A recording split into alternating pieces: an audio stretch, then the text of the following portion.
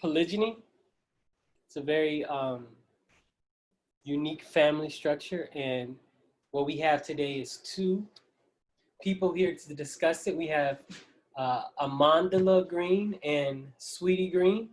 Now, because we're discussing polygyny, you would think that these are two sister wives, but they're actually not sister wives, they are sisters.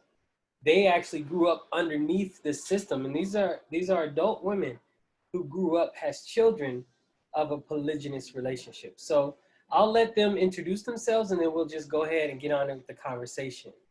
So Amandla, we're gonna start with you. Just tell us a little bit about yourself, and just share whatever you feel comfortable sharing. Okay. Hi, I'm Amandla, and we, like you said, we grew up in a polygamous relationship. We had many children in our family. I have many siblings. I'm one of the younger children, so it's and as you often see in polygamous relationships, the age ranges are quite vast. So, I have a sibling that's 20 years older than me. And, So I'm one of the younger children in the family. And my perspective is a little different from my sisters, as you'll see, because when I was born, our polygamous family had already been formed. I was born into polygamy, whereas some of the older siblings were brought into polygamy. Each of the adults in the relationship had children prior to. Our father had children prior to marrying and prior to starting the polygamous relationship, and then each of the wives also had at least one child before coming into the family. So I was born into it. Some of my siblings were not. So yeah, that's my story. That's very interesting. And we have your sister, Sweetie Green. Sweetie, could you tell us a little bit about yourself? Of course. So just to be transparent, but not really transparent, we are using aliases to protect the privacy of our family.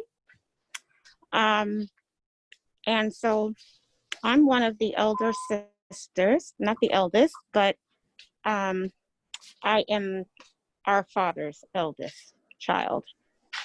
And so I experienced monogamous parents first. I also experienced divorced parents first. And then I experienced the beginning of the polygamous family.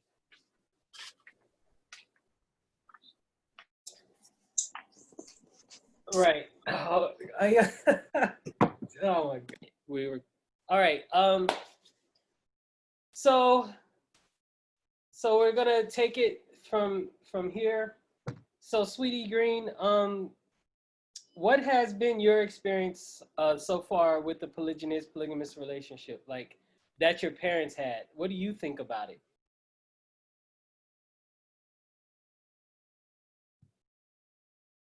You have yourselves on mute, both of you.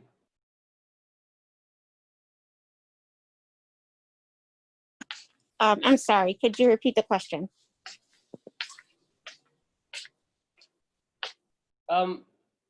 You put yourself on mute again. All right, I'm sorry, I didn't catch the question.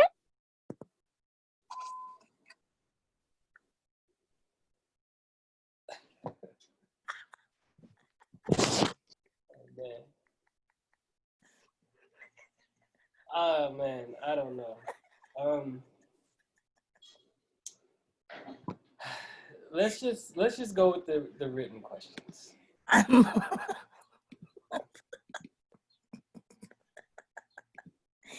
I'm over here dying laughing.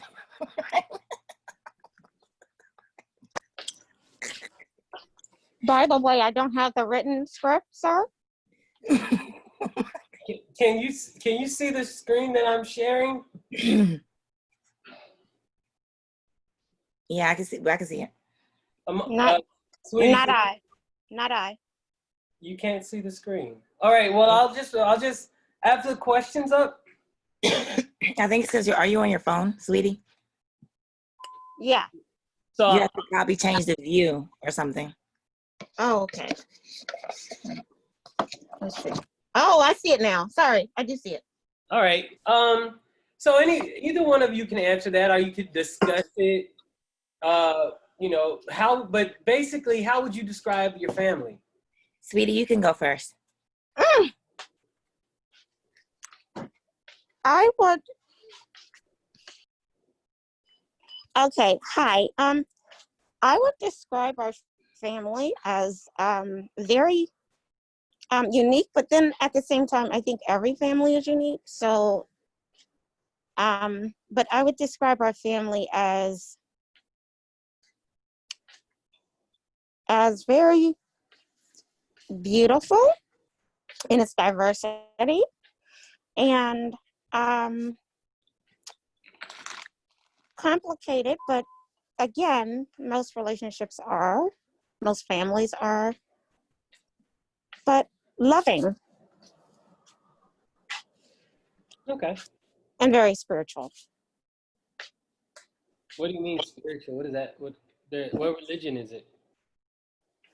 Um, I'm not really at liberty to discuss the religion, but I do want to say that it is the spirituality that actually holds the family together. If it weren't for the spirituality, the family definitely would not have lasted. And that is the glue that holds us together. Interesting. I know a lot of different. Okay, that's interesting. I know people. I'll respect your privacy on that, but I know people really questioning like, how does spirituality hold you together? Unless you're like Islamic or Mormon. We're not either of those, but that's about all I I think Seventh Day Adventists might have multiple wives. I'm not sure. Well, polygamy has, been in just about every religion, including Christianity. So, I mean, obviously you said Mormon. So, anyway, and it's in the Bible. And so it's not really unique to any one religion, but it's an African centered spirituality. Oh, it's okay. All right. Well, right. Okay. Because then, okay. Well, that makes sense because then we can see a lot of different cultures in Africa practicing polygamy, polygyny type of relationships. So that's understandable. So would you say, all right, Amanda, what about you? How would you describe your family? Yeah, I agree with my sister, sweetie. Most families are every family is unique in some way. So ours is just also unique in the normal ways that every family is. And then, also with all the complexities that come from being in a polygamous situation. But I think our family is, yes, loving in its own way, crazy at times, complicated at times. I think we are a we're a close family, and yeah. What'd you say? You said close, like you close a lid? No, close. Like we're close. Oh, like, okay. Close together. Okay. Yeah, we're a pretty close family. Yeah.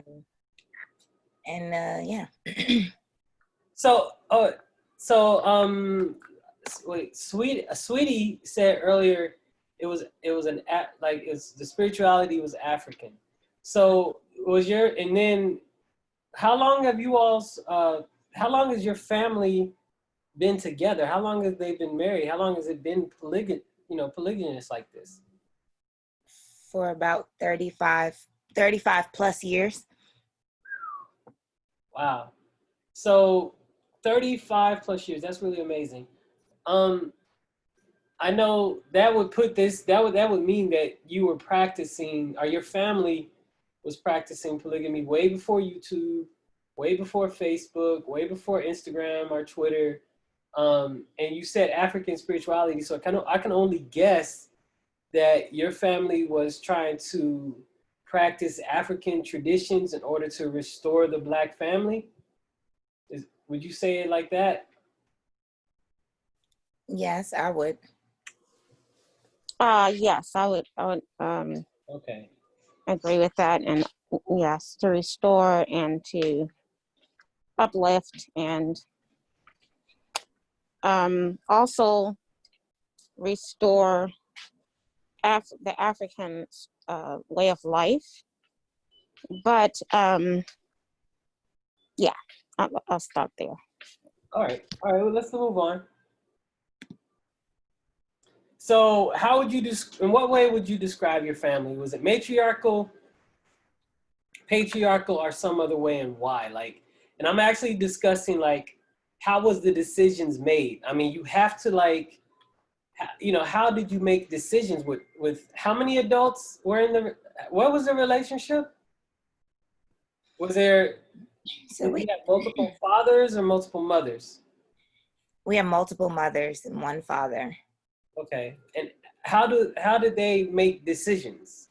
Was it just your dad said, "Yo, I'm laying the law. We're gonna go this way"? Was it like your moms that made the decisions, or what? It was the opposite. No, just kidding. The opposite of the opposite? What?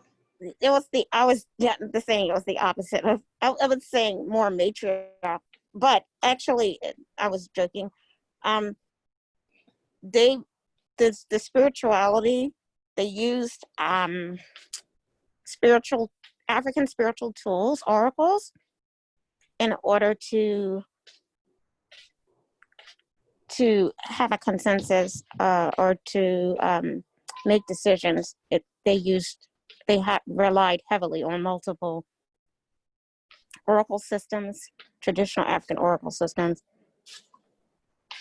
that to come to decisions. And Amandala.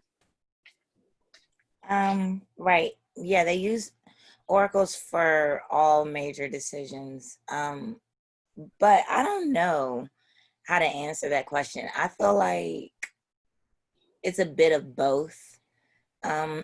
Because they make decisions as a group, you know, like big decisions they make as a collective.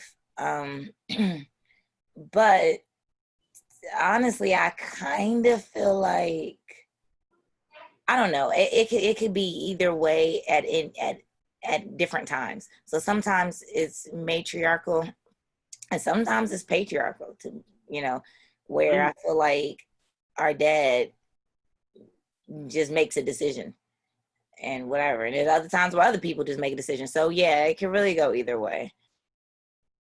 And then when the person just makes the decision, everybody kind of just figures out how to deal with it.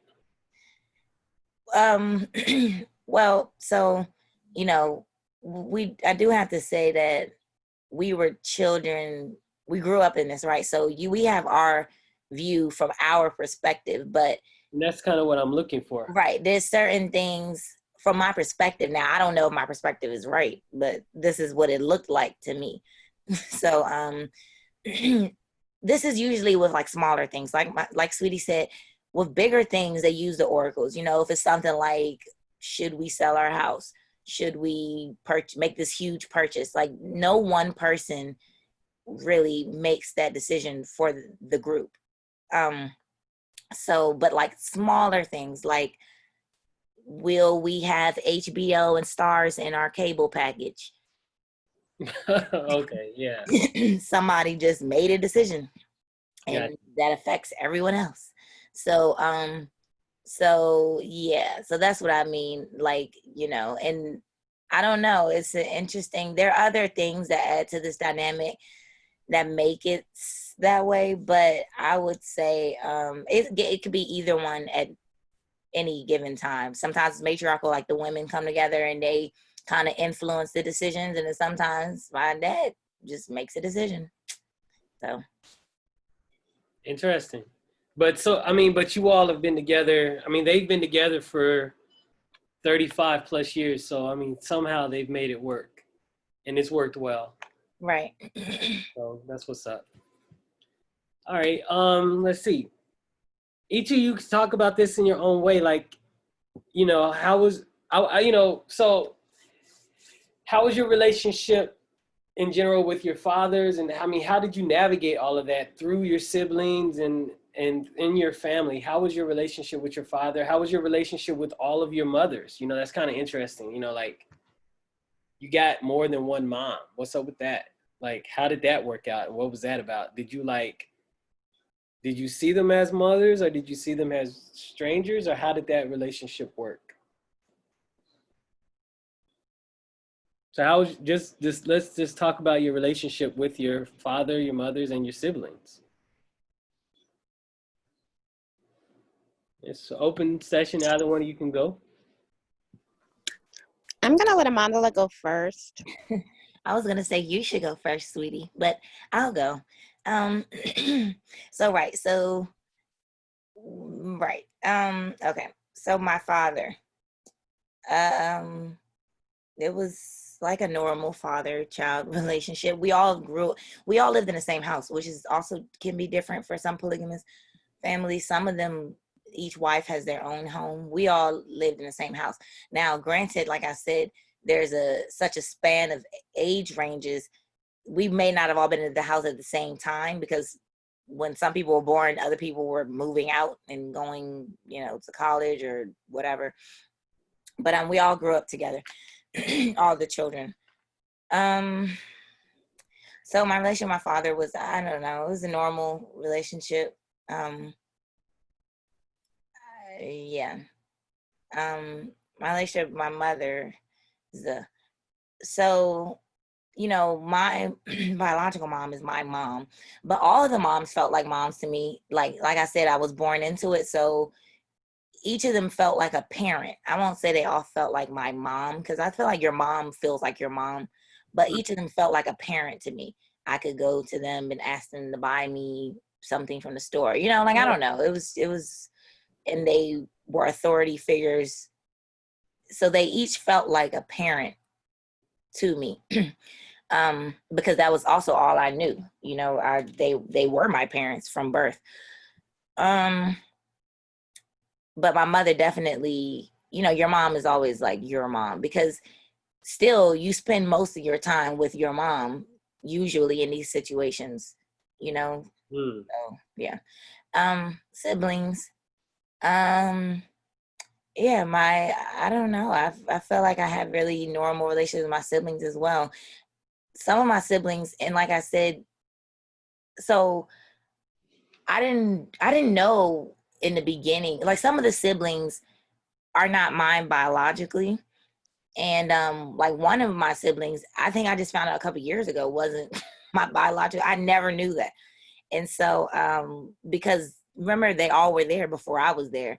So some of them, yes, I knew probably around whatever age I started asking questions. But growing up, a difference wasn't really made to me, from my view. They were all my siblings. They all felt like brothers and sisters to me. We had a really normal brother and sister relationships. I will say though that you probably you're literally closer in proximity to your mom's children. So not necessarily closer, like you have closer relationships, but those are who you're around more maybe than your other siblings, because stuff like if you're going to visit your mom's family, then you're going with your mom and her children to visit your mom's family. That's not something your other siblings are coming with you to do necessarily. So that adds in another dynamic. Because there's a good question. Like, how did the greater family, like your cousins, your mom's, your mom's side of the family, how did they accept it? Well, my mom, so apparently different wives approached how to deal with this differently with their family. My mom's family knew, you know, like her brothers, her parents, they knew that she was in a polygamous relationship. So, you know, they just knew. But I don't think it wasn't anything that we talked about collectively. I'm sure they probably had questions for her when she first joined the family. But yeah, I mean, yeah. Okay. I don't know if I answered your question. No, that was great. That was great. What about you, sweetie? Is there a duck sauce? Okay, so I feel like there were multiple questions, so I'm trying to keep track of. Are you looking at the screen with the questions on it? Oh, I'm not. I'm sorry. I'm on this. I'm using my phone, so let me go to it. I'm sorry.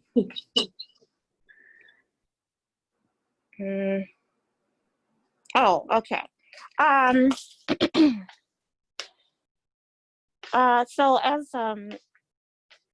Mandela said, we have there's a difference in, you know, our ages, and so it's for the first one says your father. So my relationship with my father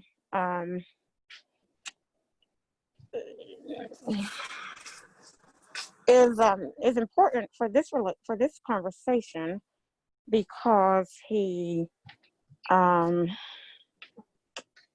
I'm his first child. So and I experienced being his child through his first marriage that ended in divorce, and his second marriage, where my stepmother was the person that eventually, after 8 years or so, welcomed other women into our family. So, as far as this part of my family, my father was like almost like my mother. I mean, if that makes any sense in the family, because he was the Oh, person responsible for me being there. Like, so like when Amandla said she was with her mother most of the time because her mother was that link to the family, you were with just your father because your right. birth mother was out of the I family. mean, my stepmother essentially for this family's standpoint, and from, I guess, a legal standpoint, was my mother, and she raised me Interesting. in the family. So I had my father and my stepmother, and I did see what it was like for just their relationship prior to them opening up the family and welcoming other mothers. Wow, interesting. And how was your relationship with the other mothers? So I have also, the other interesting thing about this is, as I think we mentioned so far, that we came from a, you know, an African spiritual community, that our family was is a part of an African central community. I'm saying this because, like Amanda's mother, for instance, I've known her since I was 2 years old, but that was way. I mean, we didn't become a polygynous family until I was maybe 11. So, but I already had a relationship with her because she was the mother of one of my best friends. So, and she had a child, as Amanda said, that she had two children that she brought into our family. And one of those children, well, actually both of them, well, the first one mostly, was like a best friend to me. So I'm saying that to say that I had a relationship with her mother prior to her coming to the family. Okay. As my best friend's mother. Okay. The other mothers that came, my relationship with them is very, very good because they've been in my life as a mother for most of my life. I do still have my biological mother, but again, the mother that, it's like I agree with Amandla as far as like, all of these people are your parents, if that makes any sense. It does. And I wanted to add too that how Sweetie said, yeah, her relationship versus my relationship with our father, definitely, because she's one of his first children and I'm one of his last children. So, it's probably, relationships are probably like that anyway with monogamous relationships where, when it's just you with your parents, you get most of their attention and whatever, versus when the more children come, the more attention is spread. So yeah, we probably have way different experiences with our dad than, Right, yeah. right. I would imagine so. Interesting. And Amandla, did you already speak about the siblings as well? Yes, she did. Okay. Now, as far as the siblings are concerned, actually, like Amandla said, I was my dad's first child. So the other children that came prior to polygamy were all boys. So believe it or not, I mean, I was, like I said, 11 or so. And I had lived my whole life without any sisters. And so, believe it or not, that was one of the welcoming things for me as an 11-year-old. Oh my goodness, I get sisters. And one of them was my best friend already. So, like a gift package, huh? yeah, I was always wanting a sister.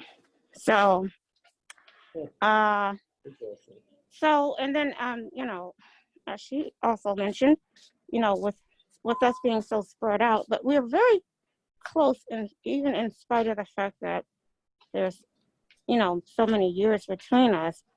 But, it depends on, obviously, the siblings that you had. Like, for instance, when she was born, I had gone to college. So our relationship with my youngest sister, which is Amanda, is,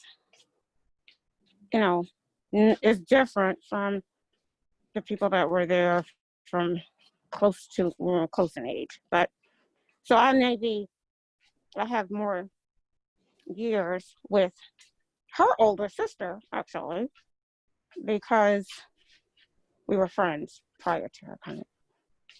I don't know if that answers your question, but It does. There's no right or wrong. There's no, you didn't answer my question. This is really kind of just a conversation, and the questions are there to guide us, but really you can just let it flow. So whatever comes. So, this could be quick or long. Was there jealous or envy in the family, either from the siblings or from the mothers?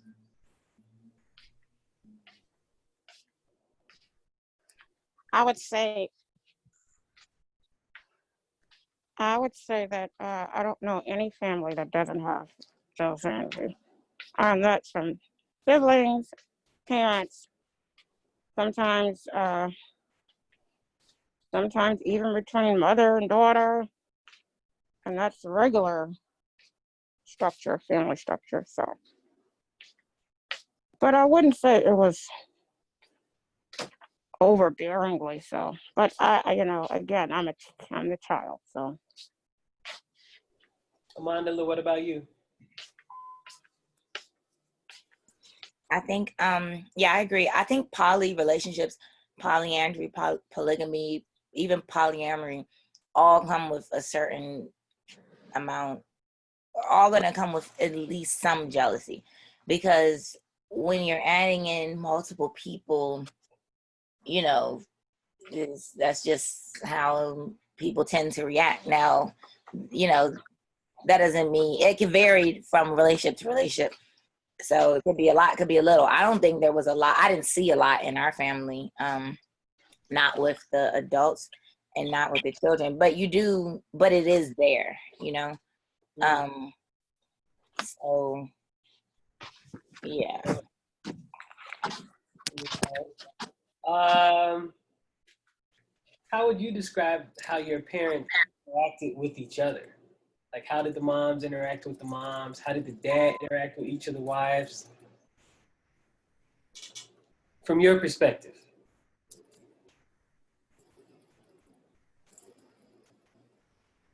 Amandala.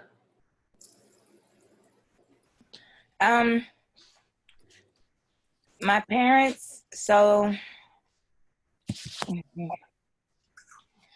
I feel like our parents, their relationship, like if you could think of like, what do people who've been married for 35 years act like? And that's just how they act, you know? And I feel like they've kind of always acted like that.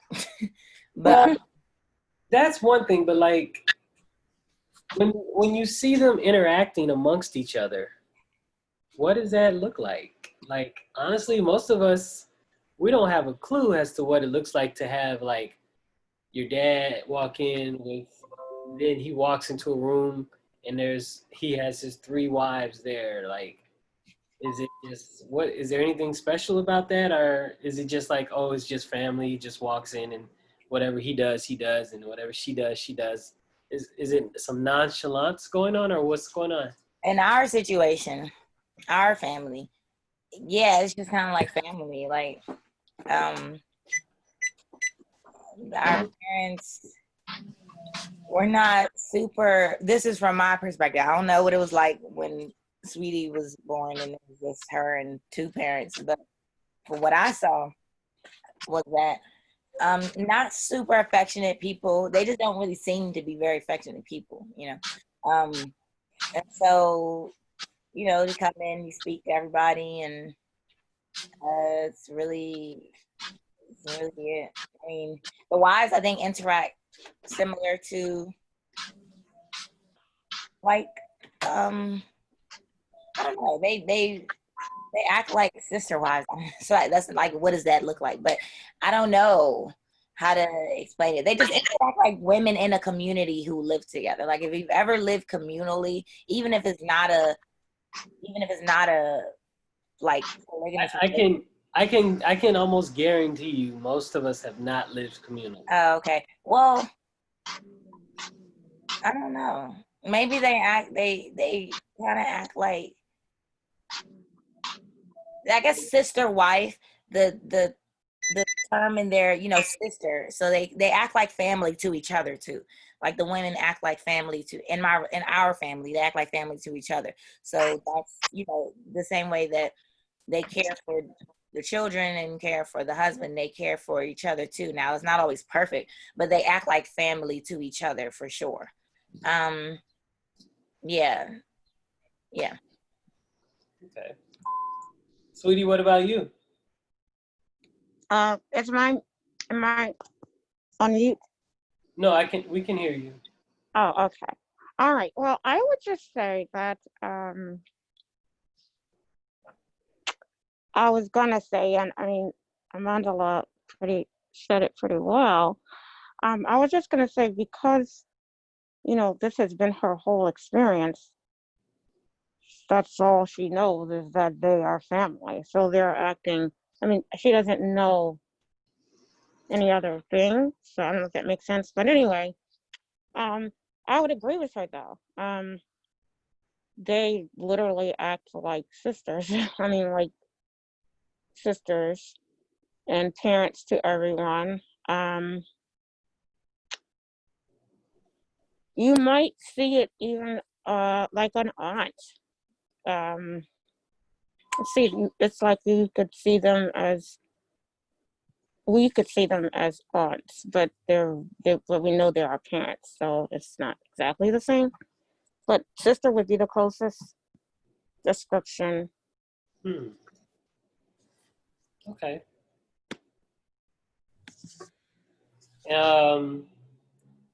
So this question, I think it might be kind of like, I think you all have already answered this, because it's like, I'm asking, were the women empowered or oppressed? But maybe not oppressed is the wrong word. The better question is, how did the women navigate their situation in this relationship? Oh, that's funny, huh?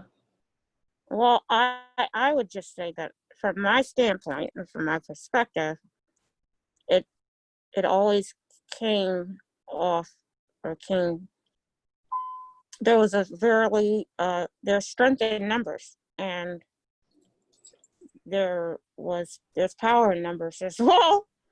But like I said earlier, because the oracles were used so heavily, there was just the sisters, to me, banded together to make sure, usually to make sure that the oracles were always the deciding factor.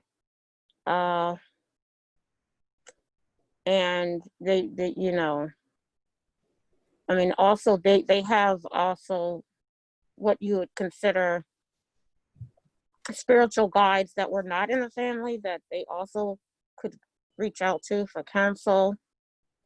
But there was, I felt as a kid, I remember feeling actually a little sorry for my dad because Your dad.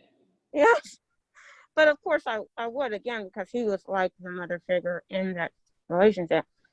But I felt a little sorry for him at some point because I felt like he this was early on, but if I felt like if he had an opposing view, they would band together. I mean, he had less of a voice. So, okay, here it is. Most men complain of wives nagging them. So most men apparently feel that their wife is nagging when they are asking things, regardless, even my husband. So if you're asking things, it's automatically seen as a nag. So imagine that times 4. So from a man's perspective, it can be a little overwhelming. And for some reason, I could pick up on that. I think that was just because I was there with him for so a long time before this. So I could pick up on certain things like that. But really, it was minimal compared to most of the love and also the collaboration and the spiritual background made it so that they always had that to fall back on. So I felt like yeah, I mean overall they all had their voice regardless. And then there were times, there's always going to be times in any relationship, if you have 3 friends or 4 friends, there are going to be times when this one agrees with you versus this one, and this one may agree with. And so that's why the oracles played such a big role in making sure that it wasn't opinions or beliefs that Wait, guided. hold on 1 second. What is an oracle?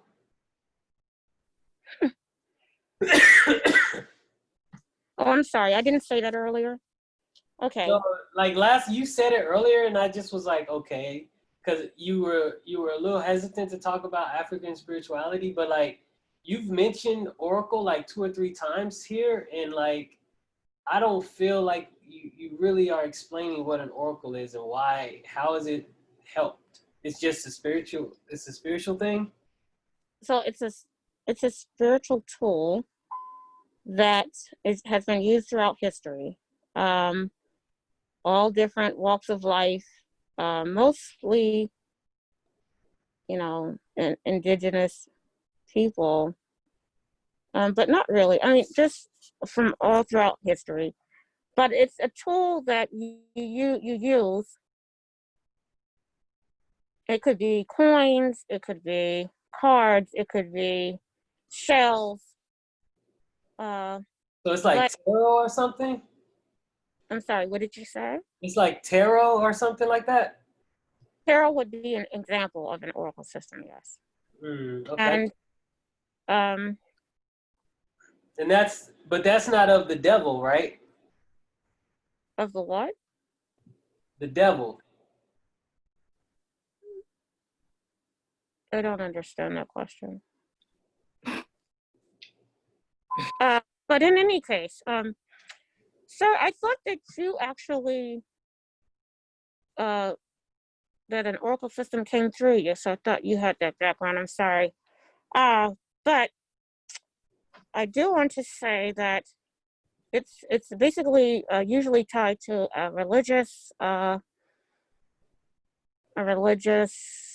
not necessarily religious, but spiritual understanding. I mean, you have even there's a I Ching, which is a Chinese origin.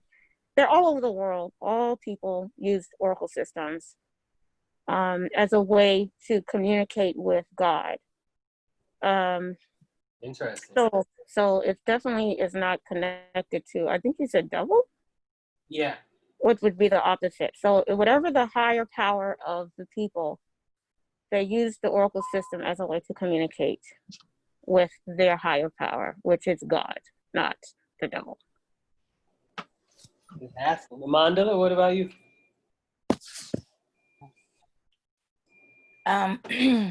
So empowered or oppressed? Definitely not oppressed. Like my sister said, the women often come together to make decisions. But it doesn't always go down like that. However, they're not oppressed. Like when I think oppressed in polygamy, you think of like, this is what I think of. Like, what's that man's name? I can't even think his name. And they were often they on the ranch somewhere in Utah. What's his name? He's in jail now. He had like 90 wives. I have no clue. 90 wives in That's where? what I'm talking about. He's a white guy. He's like the big guy in Mormon polygamy. I don't know who you're. Wait, give me a moment. I can look it up. I can't remember what his name is, but you think oppressed, like those women really don't have that's what I think of. Like they don't have a voice. Like you don't get to decide if another wife comes into the family. You don't get to make any decisions really for the family overall. You're kind of just on the ride, you're not driving ever. You're just there. So then that's not the experience with our family. Are you talking about Warren Jeffs? Yes, Warren Jeffs. I was about to say Jeff something, but yes, Warren Jeffs. Okay. Yeah. Is it about him because of that Sister Wives show? Well, I know about him because of Big Love. Remember, Big Love was a show before Sister Wives is a reality show. Big Love was a like, what is that called? A drama, a scripted. Right. And right. He was, I don't know if he was on the show or if somehow I knew about him from watching that show. Okay. But I never heard about him, but I don't watch the show. But you've never heard it? Wow, that's amazing.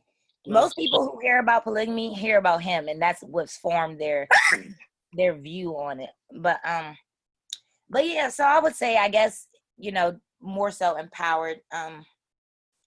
So yeah. Okay. Let's see here. Now think about this. Was there neglect? Neglect on whose part? On anyone's part. Did anybody ever feel neglected? Probably. Can you expand? You said probably, so you really don't know. Nobody really said like they feel. No. Oh, yes, some people did. How do they deal with that? I don't know how they dealt with it. I actually think that everyone has felt neglect. Yeah, everybody. Yeah, that's a normal thing to feel because no one can be everything at all times, right? So you're gonna probably feel some neglect somewhere along your lifeline. Yeah. Okay. All right, that's fair. What about favorites? Yes. So, okay, talk to me about that. What's Yeah, up? sweetie, Why what did do you you say yes think? so What do quick? you think about favorites? Me? No, sweetie. Oh. Mr. Springer. Oh, I'm sorry. Mr. Springer. This is going good, I thought. As a matter of fact, I thought it was kind of like I need to be up a bit, ask you all a little bit more. Okay. Well, a favorite. You mean like favorite children? Favorite. Um, Where, however you perceive and see. well, honestly, with us all being, uh, our human side of us, it's natural in the human side of us. Wait, time out. What other side other than human are you? Oh, our spiritual side, of course. Oh, okay. I just want to know because there are people out here that say they're reptiles.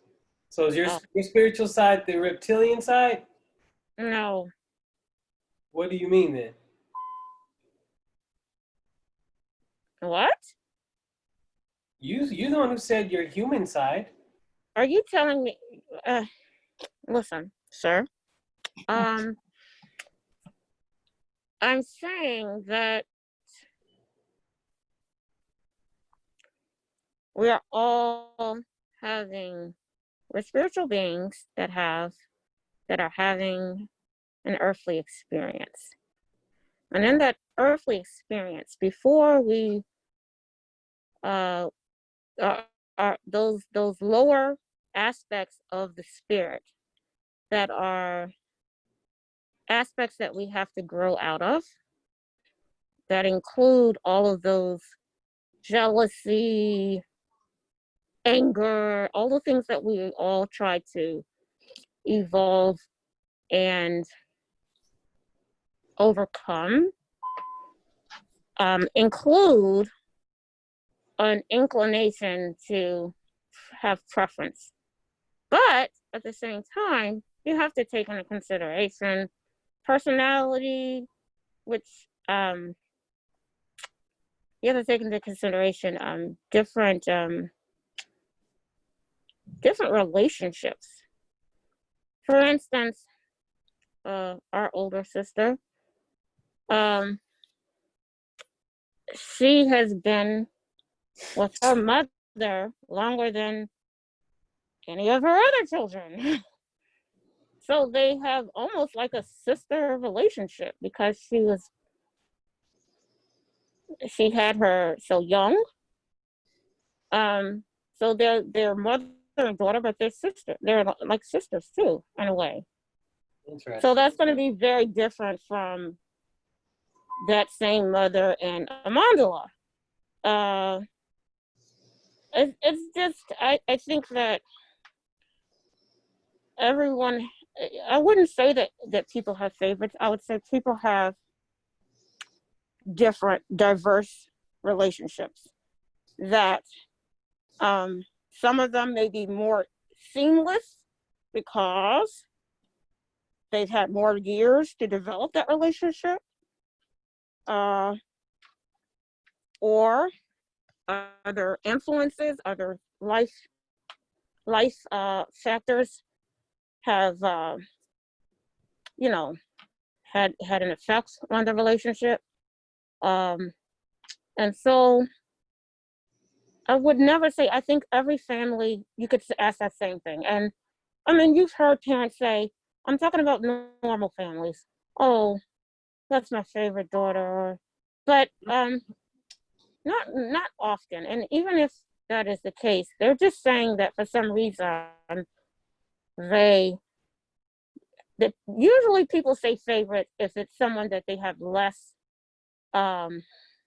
opportunities to be at peace with, meaning they have less confrontation, less challenges with. They're easier. But if you think of favorites from that standpoint, there's always going to be someone that gives you more challenges than others. I mean, so that doesn't mean that they're your favorite. It just means that they give you more challenges, and so I think that word should apply not to family or relationships. Even it should apply more to inanimate objects. Okay. Amandala, what about you?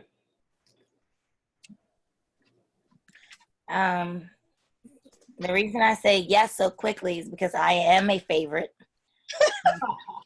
of the family. So why do you say you're the favorite of the family? I'm joking, sort of. Sort of joking. No, she's not. How does that make you feel, sweetie? This is she's the baby. She's the baby.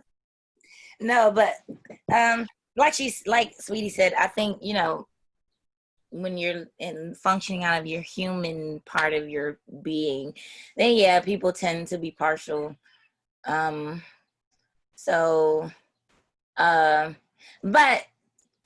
it's probably really more normal. I can't say because I'm not a person who has like a bunch of kids who can say if parents really have favorites. They say they don't, but do they really? We'll never know. But if they do, then I think that is probably the same situation here, So wait, before we go on, I just want to make sure you said human too. So are you saying it like she said it?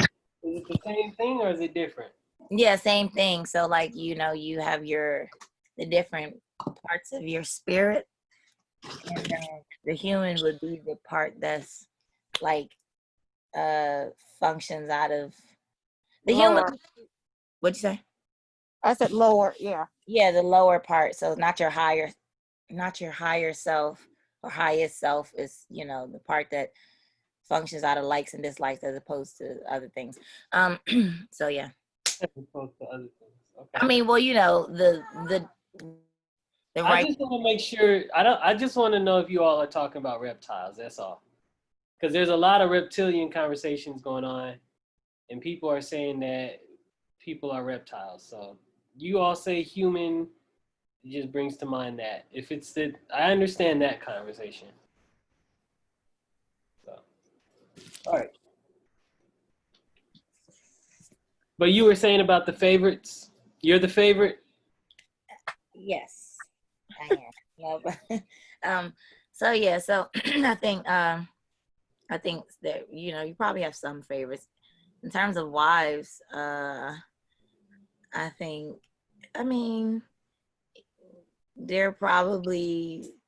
my dad probably has a different favorite at different times, if I'm just being realistic. Because you may not feel, even like with siblings, okay, let's say you have a bunch of siblings, you don't feel the same way about all your siblings at all times. You love all of them, doesn't mean you don't love them, but you may not be agreeing with one of them right now, so they may not be your favorite person in the world at the moment. Speaking of siblings, how many siblings do you all have? Who knows? About 12. Okay. All right. I think it's 12. We'll just say it's around 12. All right. So here's the big one. Here's a big one. Polygamous relationships. Let me share something else with you all. Hold on one second. All right. So this was an article that I picked up right before we started our conversation. And it kind of confirms what we were talking about earlier, that there has been low-key Black polygamy in the society prior to like YouTube, Facebook, and Twitter and Instagram. And then you all have kind of confirmed a lot of what this article said. Like they said polygamous families move as a unit, meaning that they make decisions together as a group. So this article is in reference to like the lone single Black mother, right? So polygamy is kind of an answer to the single Black mother syndrome we kind of got going on in the Black community. There's a lot out there. There's so many different articles that I pulled up in relation to like how polygamy helps the Black family. So it increases learning opportunities of the family unit. So do you find this to be true? Like do most of your siblings have degrees? Or how do you relate to this statistic or this saying that increases learning opportunities of the family? Was education highly stressed in your family? It was definitely highly stressed. And it still was highly stressed because when you have such a diverse group of parents, I think that's something that comes most, if not all of the parents. Well, all of the parents are college graduates, and some have advanced degrees, and so it was definitely the goal to have the same from all children. Not that all of them, the majority of children did go to college. Not all of them completed college, but all of them at least started college. Okay. Wait a minute, I think. There might be one sibling that did not. But by and large, most education was high in our family. That's from my perspective. I do want to say something about this picture because I find that it's quite. Which one? This one? The picture of this article. It's very interesting that they have this woman and two men. So it gives you this impression that polygamy might be one woman with two men. I find that interesting. Oh, I pulled up the wrong article. Sorry. Oh, okay. But it does say that's fine. What do you? This is a form that we're talking about. Poly life. This is a form. Right, but this one says polygamy at the top, doesn't it not? Right, but polygamy is a general term to describe what you all are describing as polygyny. It's called polygyny. Okay, all right. One man with multiple wives. What this is polyandry. One wife with multiple men. Right, but does it say polyandry at the top in the Black community? There's polyandry happening in the Black community, yeah. But that's not what we're discussing. Right, I know. Okay, thank you. All right, I'll let my sister speak on this.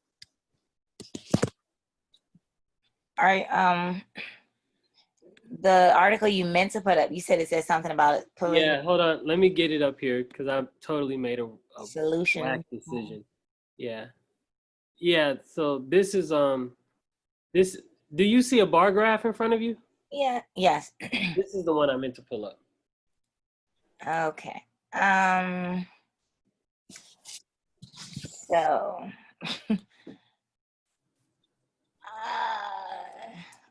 do I think, was education stressed in the house? yes. Okay. Yeah, that's it for that. What about expenses? What about them? Was your family, was it really hard on your family financially? No, I don't think polygamy was hard on my family. No. No, like the finances of the house. Were you all struggling? If we were, I didn't know it. That means, okay.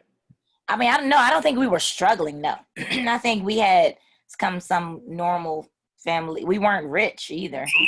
So, but I wouldn't say we were struggling. No. Okay. On the screen in front of you, there's a term. This is primarily one of the another subtext of why we're having this conversation. Do you think, well, before we answer this question, let me show you another, let me share another statistic for you. All right.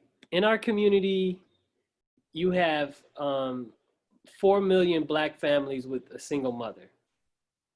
And there are about 4 million Black families, and 3.4 million of those are single mothers.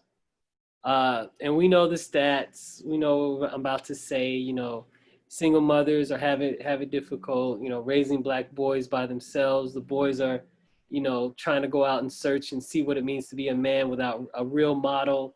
You know, some really confused brothers come and try to show them how to be men. They get the boys caught up in, you know, some ridiculous activity and so on and so forth.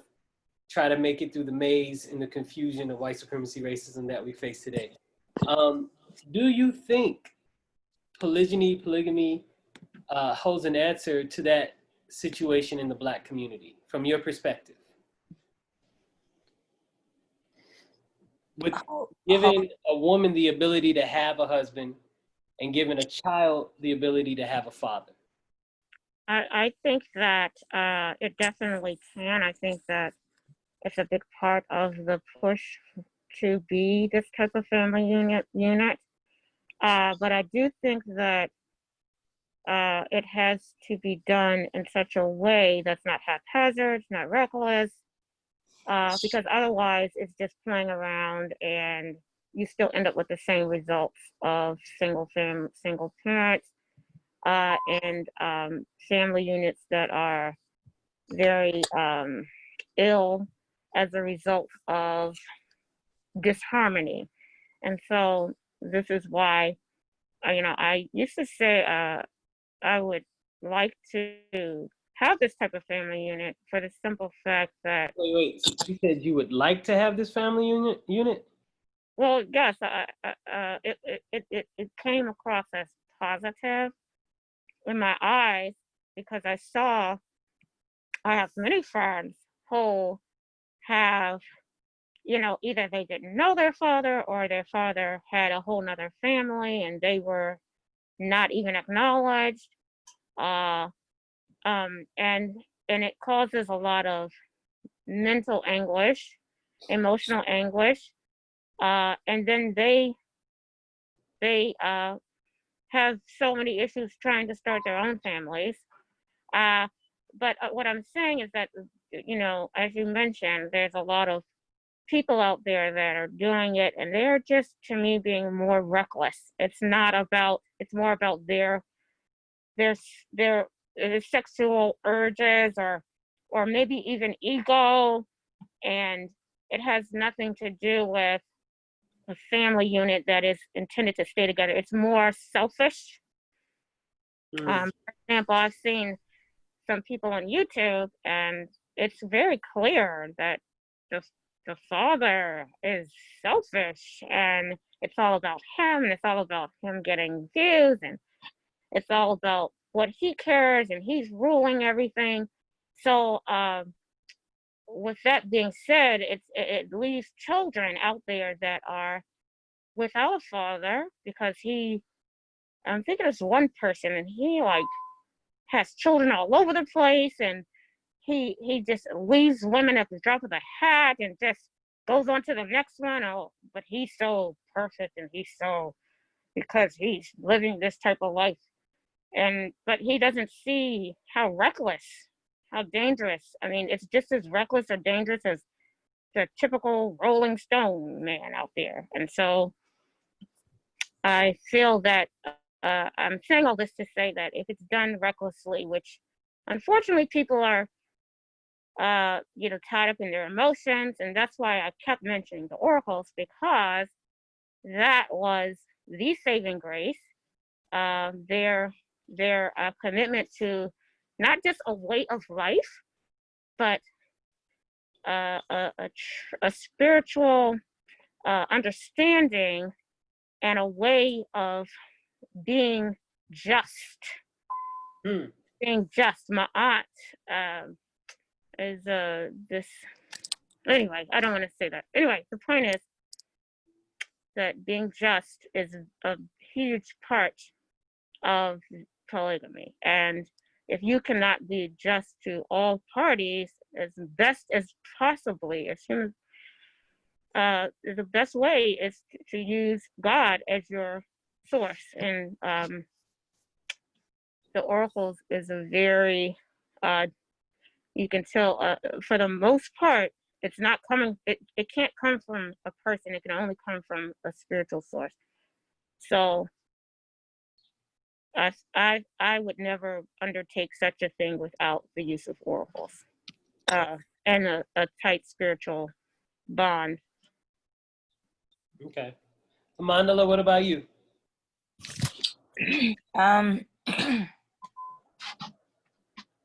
Do I think polygamy is the answer to? Well, not the answer. I don't want to sound like a saving, but an answer. No. An answer. I don't. I mean, let me not say no like that, but like kind of similar to what Sweetie said. Like, if you saying polygamy is an answer is the same way of saying, oh, well, if all these people, you know, they should just get married. Like the man and the woman that had kids, like they should just get married. You can't just marry somebody without and expect it to be successful without taking certain precautions or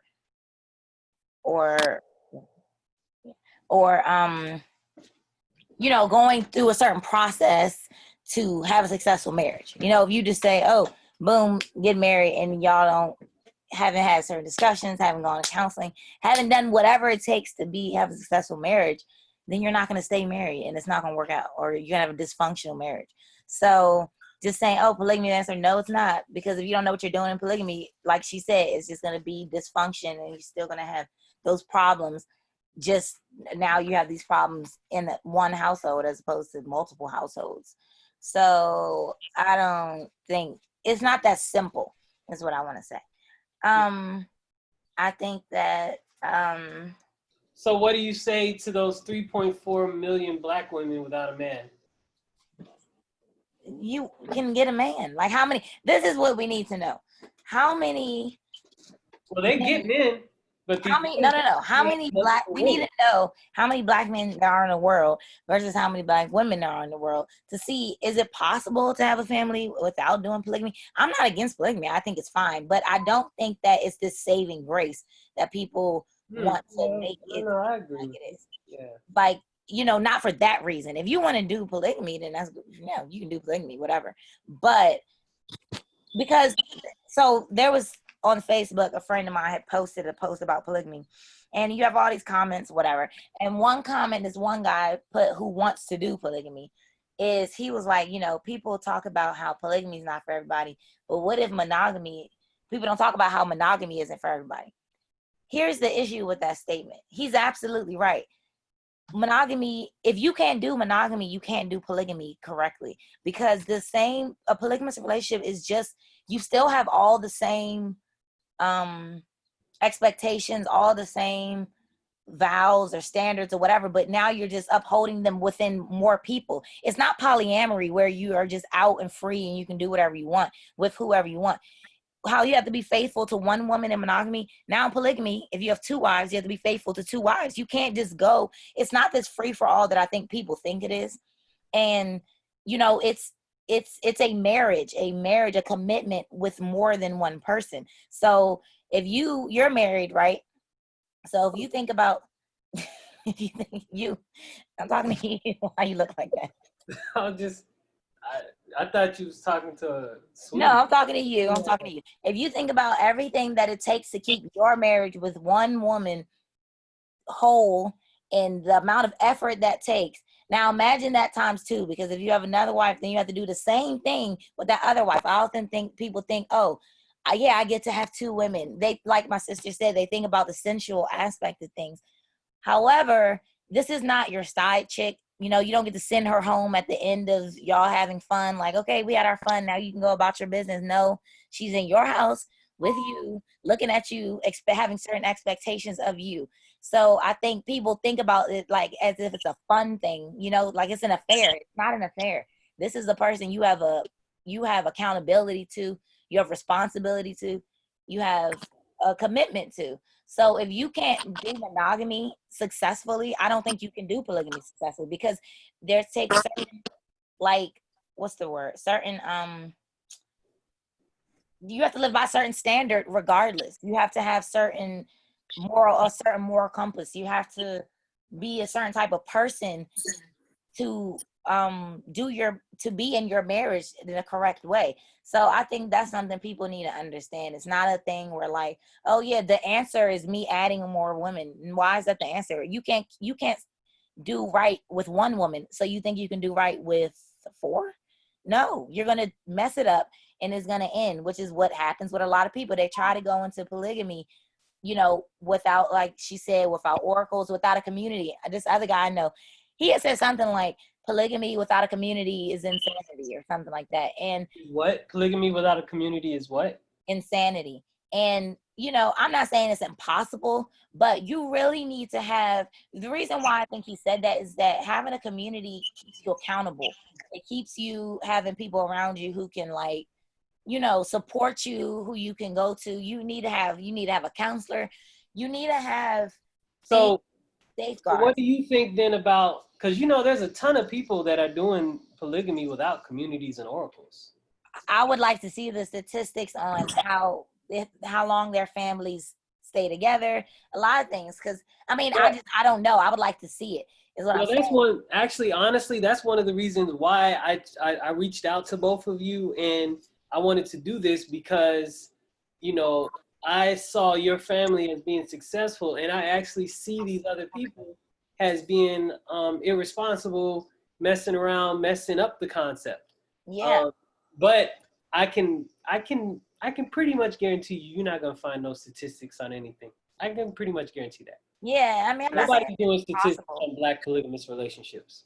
I don't think it's impossible, but I think that you need to have support. You need to have support. It can't be something you're just doing out of what you want, your wants and your personal desires. It can't be selfish. You know, it's let me say it's easier if you have a supportive community where y'all, you know, where it's done and, you know, all of that. So I think polygamy can help with some single mom situations. Like I said, everybody, all the women that came, the 4 women that came to our family and the man each had children before they came to the family. So in that instance, it did provide a family unit for, you know, these single parents. But I don't think it's as easy to say, oh, okay, let's just all get together. No, it's not that simple. You know, it's more work, I think. And you have to be even more spiritually in tune to do it correctly. Okay. Here's a question a little different. So we are living right now in unprecedented times. I think we all can agree with that, right? So right now we are seeing, you know, the LGBTQFS G agenda being promoted, and everybody's kind of being more accepting and giving them a place in society and whatnot, right? And that's all good. But now their statuses and everything is legal. Should polygamy be legal? Should there be an advocacy for Black polygamy since we have this problem in the community? Absolutely. I I think agree. I believe yes. I say yes. If our society is going to be inclusive of all people and free, uh, this family structure has existed in all areas of the earth since the beginning of humanity, and it's not something that's just popped up or I mean, people will say that all of these things have, and I'm not arguing that they have, but I would say that as we are including all types of family structures, this one should definitely be legal by now. Okay. Amandala, what about you? I think it should. I don't know. It should definitely be decriminalized. Like, it should not be, if you're doing it in the way that literally almost everyone does it, where there's only one legal marriage and the other ones are like spiritual marriages, then you should not be at risk of going to having any type of legal, like, issues. The only reason I say I don't know about it being legal is that what that looks like legally when you have so many people involved. I don't know the logistics of marriage and law and stuff. And so I think that's the only reason it's not legal, to be honest, is that it gets muddy with, like, when someone dies, assets, things. I think it just gets more complicated. It's not as clear cut. Yeah, I think that's the only, well, it's not the only reason, but I think that is the only logical reason as to why maybe currently is not. The other reason is, these people basing laws off Christian stuff, and current Christians, except for Mormons, don't. Well, I think Sweetie mentioned it earlier. There's polygyny in the Bible. I think Right. But is that, I don't really know much about the Bible, but is that the Old Testament? Do they do polygamy? Yeah, the Old Testament. I think it was Abraham had two sons, Jacob and Esau? Esau was from Sarah and Jacob was from the other chick. Yeah, I don't know. But the current Christians, I think polygamy is a sin, so Okay. whatever. But so I mean, yeah, it definitely Haggai. No, Esau was from Haggai and Jacob was from Sarah. Sorry. Yeah, it should be decriminalized. Like in Utah, it's because that's like Mormon capital USA. They have law there. It's criminalized there, so people have the risk of like going to jail. I don't think it's like that really anywhere else, and that's crazy. So no, I don't agree with that. But I mean, it could be legal, but I think it's a little tricky in terms of like the legal aspect of marriage and all that. Okay. But I think that honestly, I think that they have changed the laws for all these other types of families. And so if they can change the laws for all these other things, I think it's less complicated than we might think, honestly. I think it's just really Could be. Yeah. I mean, because they're changing You all laws. support a movement for legalization of polygamous relationships? What'd you say? Would you support a movement for the legalization of polygynous relationships? I would, yeah. Yeah, Wow. definitely. Interesting. Okay. You all are definitely the minority because I know most sisters are not willing to share their brother. Well, what ends up happening is whether it's legal or not, though, it still could be done. Huh? You're saying you're saying most of them don't want to share. Mm-hmm. But that's gonna happen whether polygamy is legal or not. Like, it's not legal now and people still do it. So what? People still do what? polygamy. Share man? Yeah. Yeah, no, I'm just trying to get you to get it out. No, I mean, people who don't want to do it still aren't going to do it. But this way, the people who do want to do it can do so legally and have all the okay. rights. You're talking about legit polygamists. Because see, I'm thinking, the sisters that don't have men, raising into the child by themselves, it's more likely that a man can still be there but still have multiple wives, essentially just for a second, multiple affairs, multiple girlfriends. Exactly. I mean, my thing is, number one, when you asked us will we support the legalization, that doesn't necessarily mean that we would want to do it. It's just saying that it's definitely the right thing to do, and actually to make people accountable. If it were legal, how many people would really do it. I mean, men have to really, really man up, like times however many wives they have. Um, and they have to be accountable. And just the way that divorce is not easy to get, it would be not easy to get so you would really, really, really, really be considering who else you marry, because it's going to be that much more complicated if you all don't work it out. It would be more of an incentive for families to stay together, uh, to work through differences, just knowing how messy divorce is already. Okay. Uh, Well, sisters, that's all the questions I have. I wanted to extend my deepest gratitude to both of you. Thank you for coming on. It's been quite interesting. I hope that this enriches the conversation and the knowledge of other brothers and sisters out there seeking to have these same relationships. Because I I want you to know, I want them to know that it's not really about, although it is, it's about the systems of family that's created out of what you do. So you are going to have children in these families, and these children need to be raised in a functional, balanced way. Otherwise, we create more issues for our own community. Right. So I just really wanted to thank you, sisters, for coming on and sharing your experiences with everybody. You're welcome. you're welcome. And are you going to also do another video about Oracle systems, or in the future, to explain to the audience? Yeah, sure. I'll do it. I'll do an Oracle video. Yes, I will.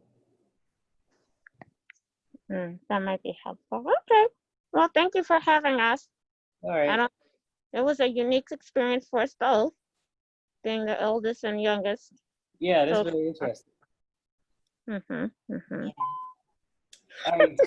Thank you for sharing. Any last words before we go? I have a quick question. So do you think that polygamy is the answer to single motherhood? No. Um, like I said earlier,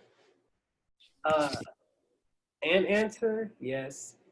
I think that the best answer, first of all, is the spiritual and yes, not reptilian, but the spiritual cultivation of the individual, be it male or female, and their desire to merge their consciousness with the divine to be greater than their desire to merge their body with their pleasure, to be the best answer. Now, that's kind of lofty. And so not everybody can maintain that. And so polygyny would be an answer to help create stability in the Black mind and the Black family. Because I know that brothers and sisters without fathers look for fathers. And that they create fathers where they had none. And so if you don't have that father figure as a youth, you do go out and look for them as a young adult. And whoever shows up and whoever impresses upon the mind of the young man at that time begins to shape and form the character and the being of what that young man becomes, until that young man is able to break through that program and conditioning, if it was something that was not beneficial to them. If it was beneficial and they were able to pick the right role model, then they just tend to develop those characteristics and qualities that male role model imparted to them. But 9 times out of 10, and what typically happens in our community is they get swooped up by the boys on the block. And the boys on the block teach them how to become a type of man that is damaging to our community. So it is an answer. The answer to our community is inner development. I would also like to ask both my sister and you, the other structures, for instance, polyandry, your viewpoints on, is that the answer, which, and just or polyamory or whatever. How does your feelings about polygamy differ from the other forms, if you will? And I'll give my answer afterwards. What, you gonna take your answer off the air? No, I said I'll give my answer after you all. Oh. Should I go first? Yeah. I agree with what our host has said. I think inner whatever he said is the answer. Inner development. That's the answer to all of it.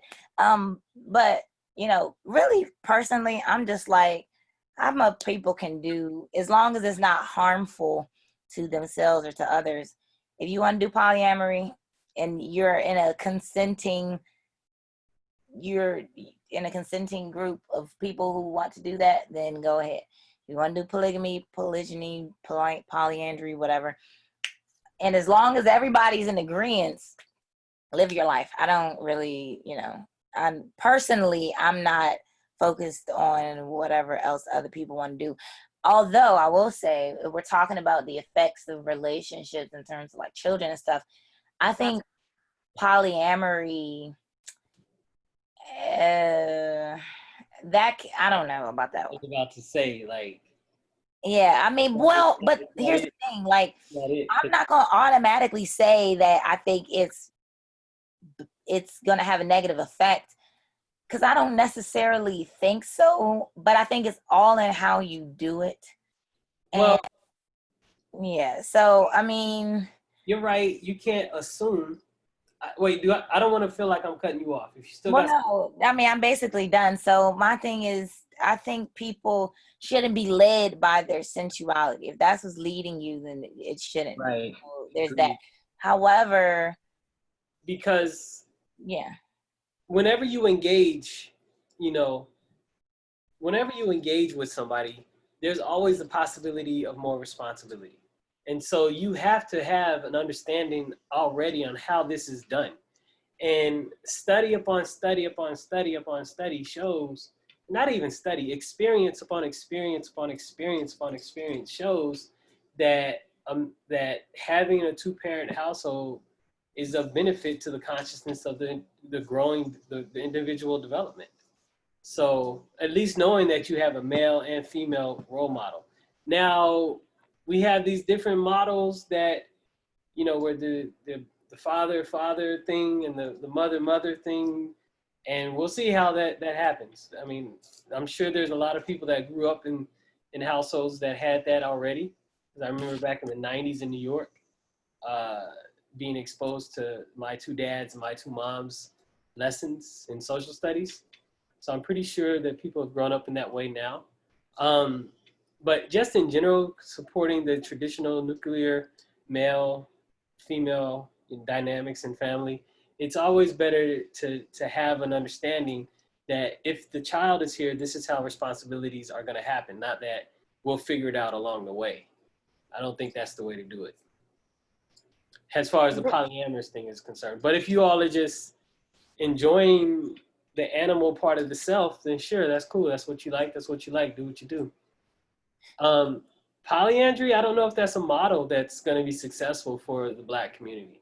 If you want to do it again, do what you do. But we're already talking about a shortage of brothers.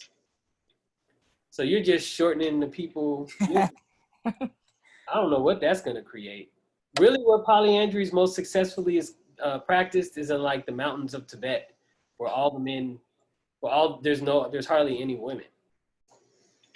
So that's really the most, I think that's where the most successful polyandrous society is. But I think polyandry is cool if people want to do that for a small group, but on the whole, that would create a little bit more chaos. Or if sisters like to be alone, that'll just create more lonely sisters. So that's it.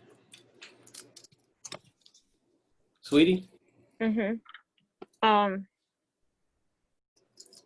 I pretty much feel the way I see it is any family unit that truly supports family, and I meaning the rearing and bringing up of children, is a good family unit. So I think that should be the focus of any marriage, relationship. Otherwise, it's just adults getting freaky or whatever. Because as long as children are the focus and are have a balance of have balance, then it should be fine. And I just kind of feel as though polyandry doesn't really give that balance, but I have never experienced it, so I think, but like I said, like you said, I mean, there are probably parts of the world where there are more men than women, and maybe, but it seems that men, well, I don't know. You've heard lots of different things, and men can be territorial, but obviously it has happened. So again, I just think that the family should be the focus of, and the focus of all families.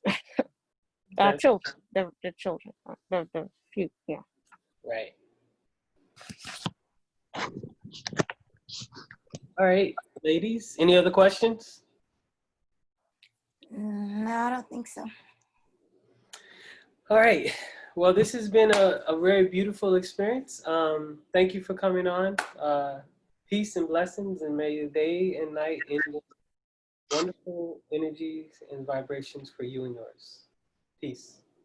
Same to you. Thanks. Thank you. Thanks. Bye.